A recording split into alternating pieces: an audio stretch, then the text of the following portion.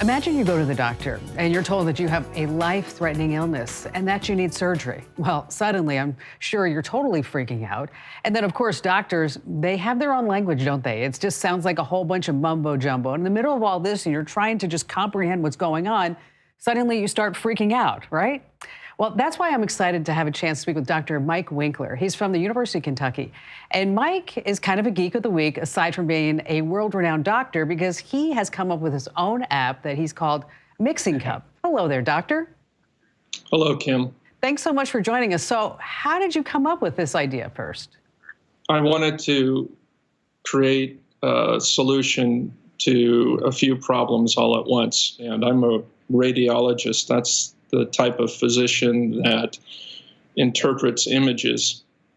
And there's a lot that goes on in the acquisition of images and also in the post-processing of images that involves really big data and tremendous computer resources. And then when we transmute the type of images that doctors see into images that a patient can look at, the files that are expressed by the software are very big. When we start talking about radiology, there is a precise science with that. My mother was diagnosed with cancer, and I took her off to MD Anderson. Fabulous, fabulous place. And her oncologist there actually taught me how to read a PET scan and a CT scan, which, in the beginning, it just looks like a whole bunch of dots, right?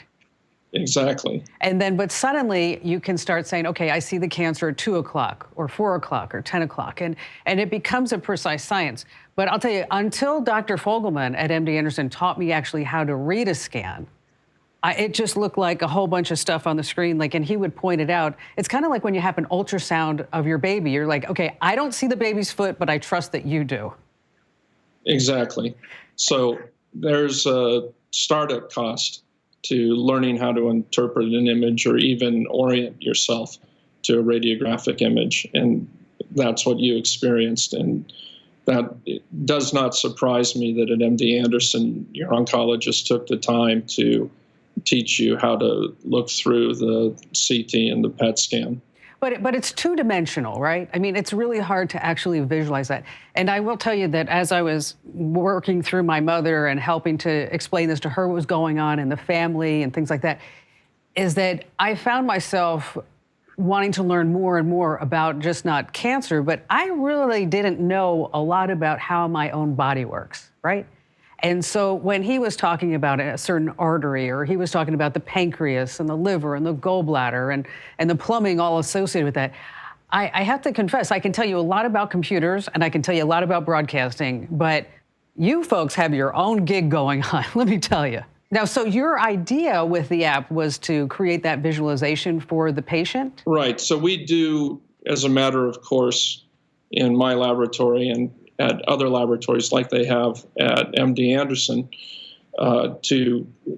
we create volume visualizations to give to doctors. So the fully rendered three-dimensional images in color, not in black and white like a regular radiographic image.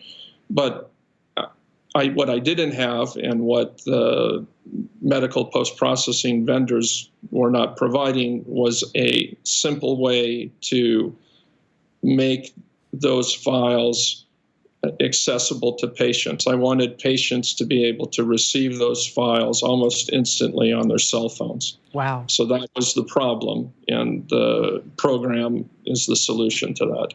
So, because when you start talking about scans, even just transferring some of her files from, say, the Mayo Clinic to MD Anderson or MD Anderson back to the Mayo Clinic, all this, believe it or not, a lot of people don't know this, but a lot of it is just done on CDs. Exactly, because it's gigabytes and gigabytes of data.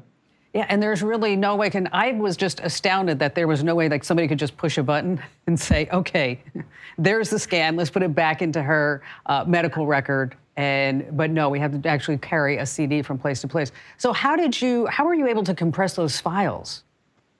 So I worked with an undergraduate student, the brother of one of my resident trainees, actually, who's a computer science major at Stanford. His name's Leon Lin. And we I told them we need an application that itself is very computationally inexpensive, that can dwell on one of the workstations that we have in radiology and not use very many resources, so that it's usable by physicians like me, that then transfers the complex medical imaging files like DICOM files and AVI files into small files like GIF files or MPEG files.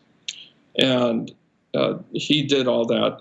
And then the other thing is that when we generate these images, we use a technique called volume rendering that is quite computationally expensive. So the frame rates of the videos that we output are low. And I wanted the images to be smoother for the patients. So the second thing that the program does is a technique called motion-based interpolation, which upscales the frame rate from 12 frames per second to any frame rate, 60 frames per second, even 120. Wow.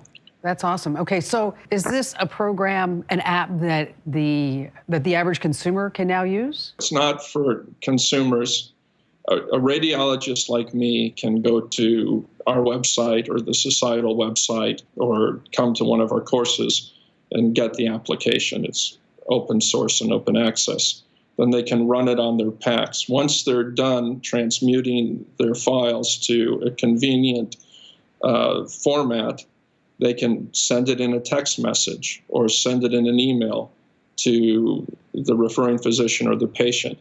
So with the app, a radiologist can scan a patient, post-process the imaging, and send it to the referring physician to show on a tablet or an iPhone before the patient gets to the clinic. When the doctor walks in the room, he can say, here's your body, this is your heart, these are your lungs, this is the cancer and it's gotten smaller, or this is the blockage in your coronary artery. And I think that's the applicability of it. So no, a patient doesn't need to download the application. If their doctor is using it, they're going to get their images in a text or in an email. Well, you know, that's really cool stuff, to be able to see that image, because so often it's like, well, you have to wait a day or maybe 2 days or whatever it may be, or maybe you take the scan, and in the case of the Mayo Clinic, they actually don't put those results up in your medical record until you've had a chance to actually speak to the attending physician. Dr. Winkler, once again, thank you for joining us, and the name of the app is called Mixing Cup. And do keep us posted on all this great stuff that you're doing, okay? I would love to. Thank you, Kim. And you see, ladies and gentlemen, just an example of the power of technology. And if you have a story that you'd like to share with us, maybe it's an application that you did, please let us know. Head over to the website, that's komando.com, komando.com. And at the bottom of every page, there's a link that says Contact Us. Hey, thanks for watching. Now, a few things. Don't forget to click the like button and also subscribe to our YouTube channel. And for more digital know-how, check out all these other great links.